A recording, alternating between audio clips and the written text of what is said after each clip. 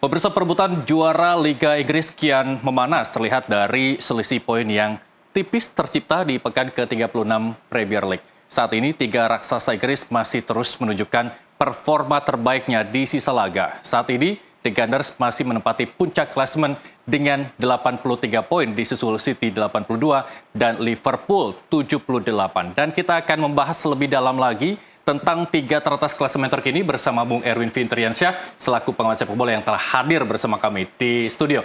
Selamat malam, Bung Erwin. Terima kasih telah bergabung di NTV Sport. Kita lihat dari statistik tiga klub ini nih. Kita akan bahas satu persatu di puncak klasemen. Ada Arsenal begitu ya, disusul dengan City, kemudian Liverpool. Kita bahas satu-satu. Menurut Anda bagaimana statistik masing-masing klub?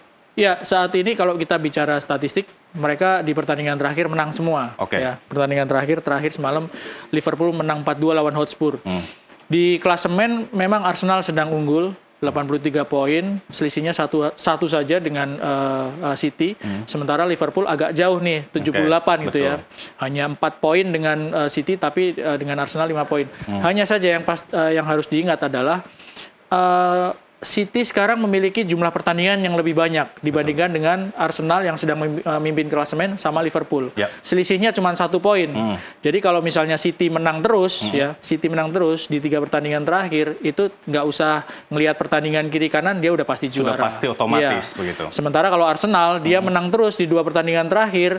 Tapi kalau City-nya ini menang terus, nggak ada artinya. Artinya tetap kesusul Arsenal. Kalau tidak salah, kalau Arsenal menang terus, maksimal poin ada 89. Ya, sekarang 83 tambah 6 ya, 89. Terus kemudian kalau City menang terus 82 sekarang unggul menjadi 91 poin maksimal.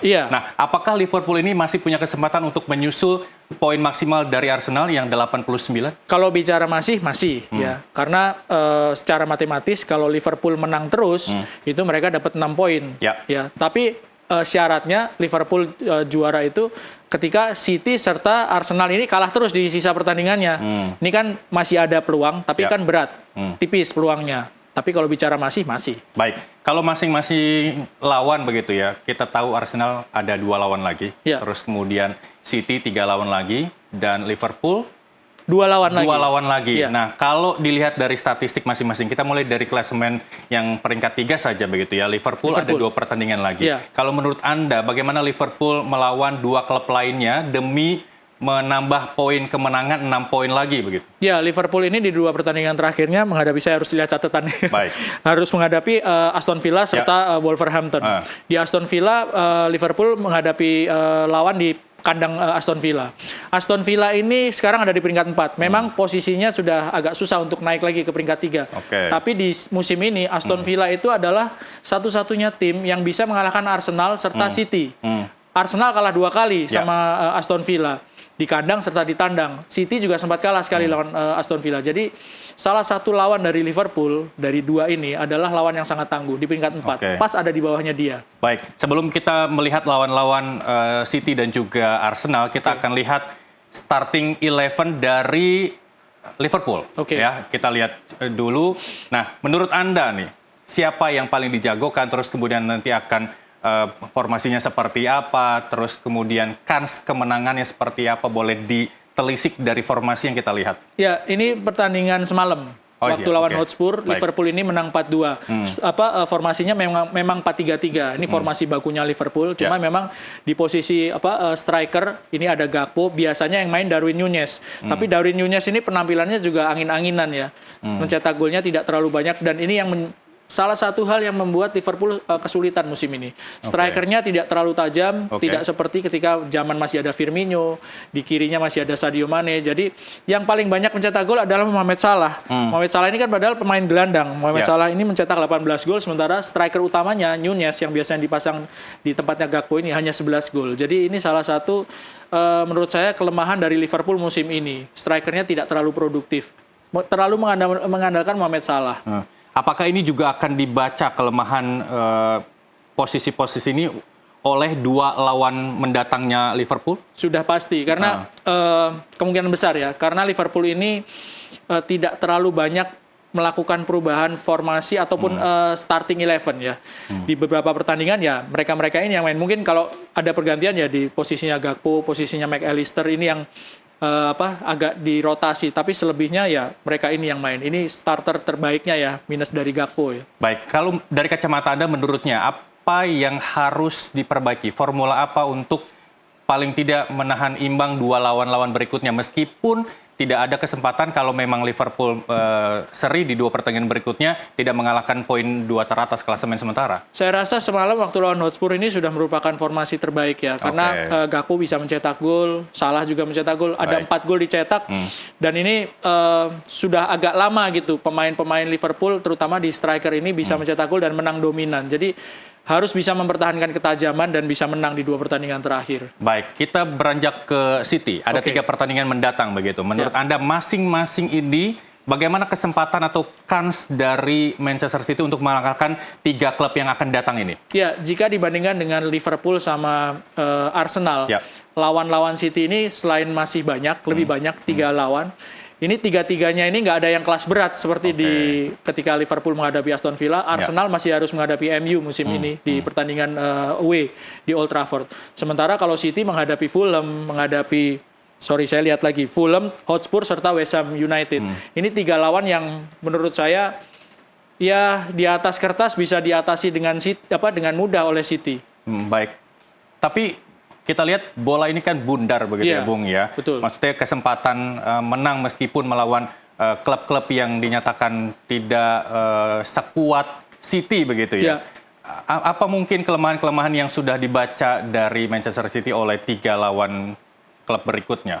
Sebenarnya kalau City ini kan pelatihnya nggak berubah selama beberapa musim ya, Pep Guardiola. Pemain-pemain andalannya juga nggak berubah. Lawan yang dihadapi oleh City ini pasti sudah tahu kemana apa kelebihannya ya, possession yang sangat kuat ya, mainnya tiki taka juga bagus.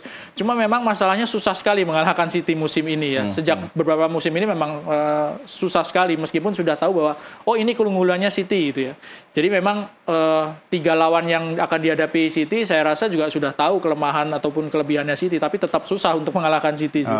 Baik, kita bicara Meriam London. Ya, Arsenal, posisi puncak ya, klasemen sementara begitu ya. Meskipun 2 pertandingan berikutnya, kalau memang Arsenal menang 6 poin begitu ya, poin maksimal 89, masih bisa berharap Manchester City kalah begitu ya untuk kemenangan Arsenal begitu ya. Kalau kita lihat dari statistiknya 2 lawan berikutnya, bagaimana kans Arsenal untuk mengalahkan 2 klub berikutnya?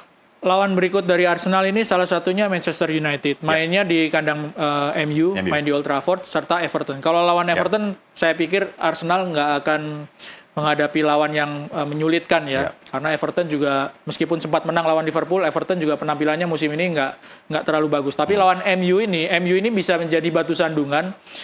Meskipun MU ini seperti roller coaster musim ini penampilannya, tapi mereka tampil di kandang dan yang dihadapi Arsenal ini salah satu musuh bebuyutan. Saya rasa agak berat sih ya bagi Arsenal untuk bisa, kalaupun menang tipis menangnya, kalaupun menang ya. Tapi MU saya yakin akan memperlihatkan perlawanan yang luar biasa sih di akhir-akhir musim ini. Ya, kita lihat juga. Kita sama seperti Liverpool, kita lihat dulu susunan pemain dari Arsenal begitu ya. Kalau menurut Anda, kita lihat dulu. Nah, ini dia. Ya, ini di pertandingan terakhir Arsenal menghadapi Bournemouth. Arsenal menang 3-0. Betul. Yang menarik dari Arsenal ini yang dipasang sebagai pemain striker, pemain di depan, Kai Havertz ini aslinya adalah pemain gelandang. Jadi pemain gelandangnya didorong untuk menjadi striker. Ini salah satu, menurut saya ya, salah satu titik lemah dari Arsenal. Tidak memiliki striker yang benar-benar tajam dan bisa diandalkan. Jadi Kai Havertz ini di beberapa pertandingan terakhir banyak mencetak gol, ada 12 gol dia total cetak. Tapi sekali lagi, kalau sampai pemain gelandang dipasang sebagai striker, ini kan memperlihatkan bagaimana sebuah tim ini sebetulnya membutuhkan seorang striker gitu. Striker yang ada, Gabriel Jesus serta Eddie Nketiah tidak terlalu banyak berkontribusi terutama untuk mencetak gol, sehingga pemain gelandang yang akhirnya dipasang sebagai striker. Baik, formasi ini menurut Anda dari kacamata Anda sudah cukup ideal untuk melawan 2 klub berikutnya atau harus ada formula-formula terbaru karena melihat beda lawan, beda strategi begitu? Ya, ini bisa dibilang saat ini ya bisa formasi terbaiknya Arsenal ya. 4-3-3 juga. Mungkin variasinya biasanya Thomas Partey di sini main Jorginho. Lalu di kiri ini juga masih ada pemain-pemain lain selain Tomiyasu. Ada Kiwior, ada juga Zinchenko. Tempatnya Trossard ini juga biasanya ada Gabriel Martinelli. Ya. Kita lihat Arsenal memang selalu berada di puncak klasemen begitu ya. Nah, kemudian pada partai akhir nyatanya dia kalah begitu ya. Nah, kalaupun Arsenal punya kesempatan sama poin dengan Manchester City begitu ya. Lantas bagaimana hitung-hitungannya? Hitung-hitungannya head to head. Dan kalau misalnya poinnya sama, Arsenal yang juara. Karena Arsenal pernah mengalahkan Manchester City di musim ini. Sementara Manchester City nggak pernah. Jadi hitungannya head to head. Kalau sampai sama poinnya. Baik. Apakah mungkin Arsenal akan tersingkir? Karena gini, 4 kali kalau City tahun ini menang, 4 kali berturut-turut begitu ya. Itu dengan posisi Arsenal selalu di atas begitu. Nah, apakah ini akan memecah kutukan Arsenal selalu di puncak klasemen ternyata kalah di partai akhir? Ya, ini sampai ada anekdot ya. Arsenal ini jagain trofinya orang gitu. Jadi hampir sepanjang musim ada di peringkat 1, turun sebentar, naik lagi. Tapi di akhir-akhir musim kesusul sama City. Dan aktornya ini seringkali memang Manchester City gitu. Jadi memang di posisi sekarang ini City memiliki peluang yang lebih besar. Karena sekali lagi, lawannya tidak seberat Arsenal, pertandingannya masih lebih banyak. Sehingga apapun yang dialami oleh Arsenal, kalau City menang terus, Arsenal ini nggak akan punya peluang untuk jadi juara kalau City menang terus ya di 3 pertandingan terakhir. Baik. Selanjutnya kita akan bahas lebih lengkap lagi dari 3 posisi klasemen teratas. Tapi kita harus jeda sesaat. Pemirsa TV Sport masih akan kembali usai jeda.